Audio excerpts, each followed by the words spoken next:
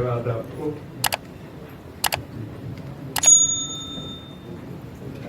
खड़ा हो जाओ।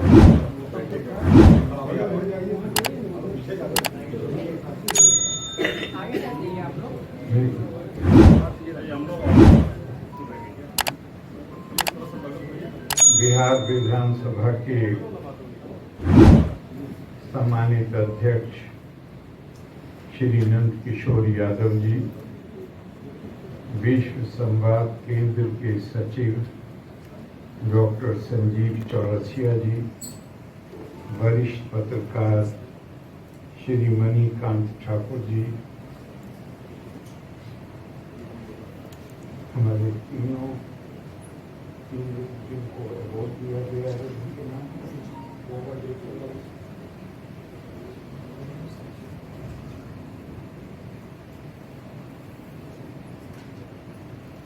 हमें जिन हमारे प्रतिभाशाली पत्रकारों को, 2 पत्रकार और 1 फोटो जर्नलिस्ट जिनको आज सम्मानित किया गया है, और यहाँ कक्ष में बहुत ही मूर्धन्य व्यक्ति बैठे हुए हैं। श्री मोहन सिंह जी हैं, दूसरे विमल जी हैं, देवी और सज्जन। मुझे आपके इस कार्यक्रम में, जहाँ आद्य पत्रकार देव ऋषि नारद स्मृति कार्यक्रम उनके नाम पर सम्मानित किया गया है पत्रकारों को, और जिसमें चर्चा के लिए विषय रखा गया है राष्ट्रीय अस्मिता और समकालीन चुनौतियां, उसके लिए उसमें आपके साथ सम्मिलित होकर मुझे बहुत बहुत खुशी है। मुझे याद आता है कि 1982 में मैं सूचना प्रसारण मंत्रालय में जूनियर मिनिस्टर था, उप मंत्री था।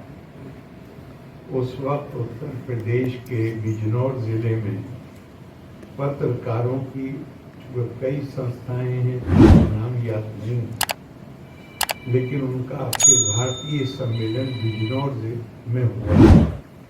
वहाँ मुझे उन्होंने आमंत्रित किया 1982।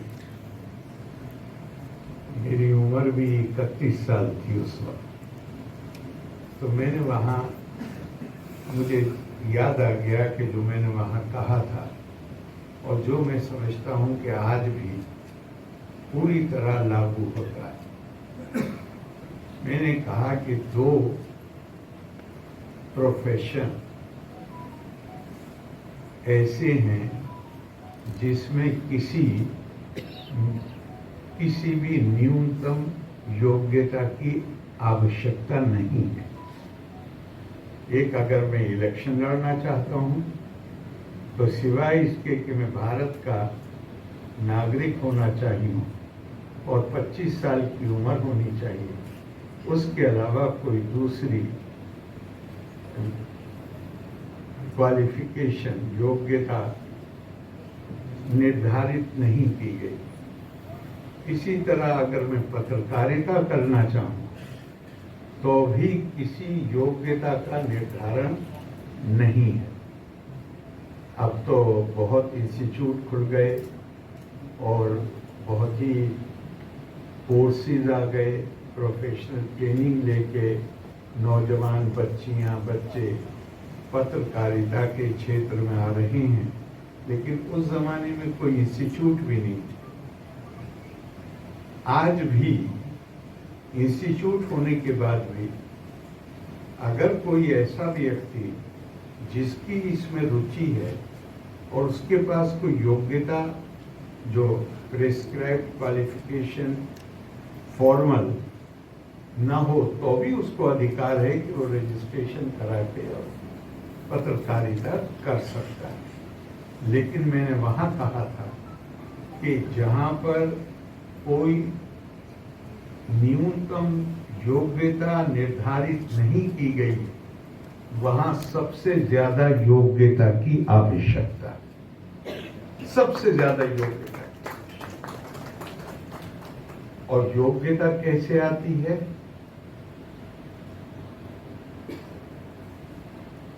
और चीजें मैं बाद में कहूंगा, लेकिन पहले चूंकि आद्य ऋषि, आपने कहा है आद्य पत्रकार नारद ऋषि को, तो वो पहले मैं उनके बारे में बात करता हूं कि क्या उन्होंने उनके जैसा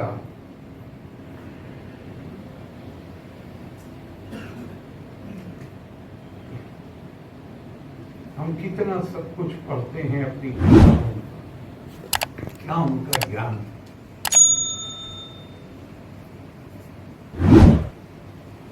जो कोई ये कहना चाहे कि ये कहानियां हैं, उनको कहने का पूरा अधिकार है, मैं उसको चुनौती नहीं दे रहा। लेकिन जिसे हम अंग्रेजी में मिथ कहते हैं, जिसे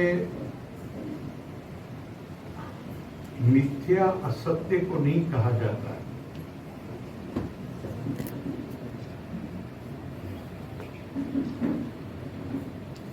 श्लोकार्धेना प्रवक्ष्यामि यदा बंता गिरंथा कोटिशा ब्रह्म सत्यम जगत मिथ्या जीवो ब्रह्मेवा नापरा। मिथ्या को खुद आदि शंकर ने सदा सद कहा है। जो सत्य नजर आए लेकिन सत्य ना हो, जो असत नजर आए लेकिन असत ना हो, जो निरंतर परिवर्तनशील, तो जिन्हें जो कहना चाहे वो कह सकते हैं, लेकिन दुनिया में शायद ही कोई राष्ट्र ऐसा हो जो इस आधार पर अपने आदर्श और मूल्य न स्थापित करता हो, अपनी प्रेरणा स्रोत को तलाश न करता हो। तो वो पत्रकार से ज्यादा मुझे लगता है कि नारद ऋषि, जिसे हम कह सकते हैं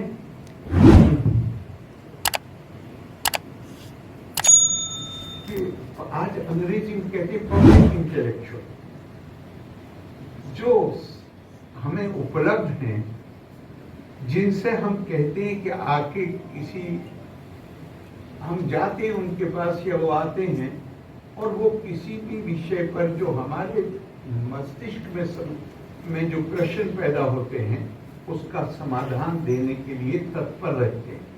तो यहाँ मुझे याद आता है कि उनके जैसा ज्ञानी पुरुष, ये छांदोग्य उपनिषद में है ये कहानी छोटी, उनके जैसा प्रज्ञावान ज्ञानी व्यक्ति सनत कुमार के पास जाता है, और सनत कुमार वो हैं जिनकी छवि मासूम बालक की, और उनसे कहता है कि मुझे ज्ञान का मार्ग दिखाएं और सर्वोच्च सत्य की शिक्षा देने की कृपा करें। तो सनत कुमार उनसे कहते हैं कि पहले मुझे ये बताइए कि आप खुद क्या क्या जानते हैं, क्या शिक्षा ग्रहण की है, फिर मैं तय करूंगा कि आपको क्या और शिक्षा दी जाए। और वो कहते हैं तराति शोकम आत्मवेद, मैंने ये सुना है कि अगर आत्मविद्या प्राप्त हो जाती है तो इंसान को शोक से मुक्ति, दुखों से मुक्ति मिल जाती है। लेकिन मेरे दुखों, मैं तो सारी विद्याएं जानता हूँ, शास्त्र जानता हूँ, नक्षत्र शास्त्र जानता हूँ, सारे शास्त्रों का उन्होंने नाम दिया कि मैं सब जानता हूँ, लेकिन मेरा शोक खत्म नहीं होता। तो सनत कुमार उनसे कहते हैं मंत्रा विदे वास्मी न आत्मविद। किताबी ज्ञान शोक को खत्म नहीं कर सकता। दुखों का निवारण केवल आत्मज्ञान या ब्रह्म ज्ञान के माध्यम से ही हो सकता है। तो ये उनकी पहचान मेरे नजदीक। अब पत्रकारों का क्या काम है? पत्रकारों का काम है कि वो जानकारियां उपलब्ध कराएं जो घटनाएं घटित हो रही हैं। और इसमें मुझे, जब मैं अपने इतिहास के चरित्रों को देखता हूं, तो मुझे इसमें पत्रकार के रूप में जो नजर आते हैं वो संजय। हम हम बच्चों के नाम भी रखते हैं संजय, बहुत से लोगों का नाम है संजय, लेकिन वो व्यक्ति जो धृतराष्ट्र को कुरुक्षेत्र में होने वाली पल पल की घटनाओं की सूचना दे रहा था, उसका नाम संजय नहीं था। उसकी उपाधि या उसका प्रोफेशन पत्रकारिता। उससे हमें ये पता चलता है कि हमारी परंपराएं, हमारी विरासत पत्रकार से क्या अपेक्षा करती है। भारत में